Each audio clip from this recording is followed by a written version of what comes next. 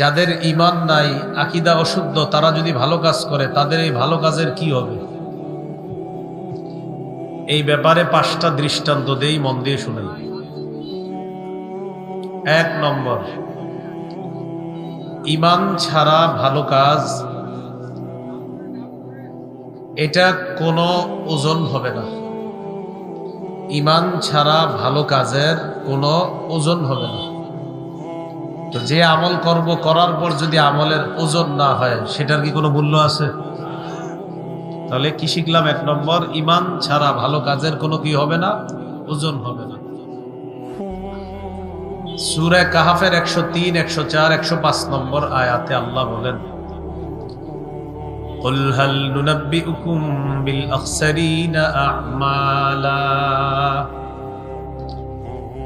নবী আপনি বলেন, আমি কি তোমাদেরকে আমলে অধিক ক্ষতিগ্রস্তদের ব্যাপারে বলবো? যারা আমলে অধিক ক্ষতিগ্রস্ত তারা কারা?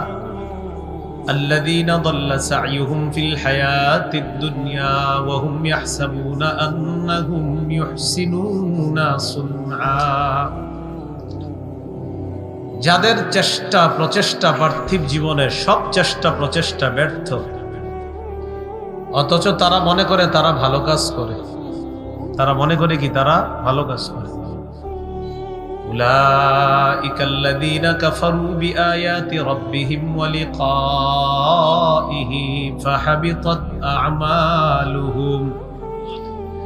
তারা হলো ওই সমস্ত মানুষ যারা তাদের রবের সাক্ষাৎকে অস্বীকার করে, রবের আয়াতগুলা অস্বীকার করে, রবের সাক্ষাৎকে অস্বীকার করে।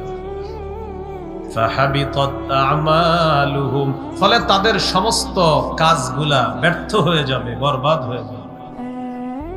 ফালা নুকিমু লাহুম ইয়াউমাল কিয়ামাতি ওয়াজনা, ফলে আমি কিয়ামতের ময়দানে তাদের আমলের কোনো ওজন সাব্যস্ত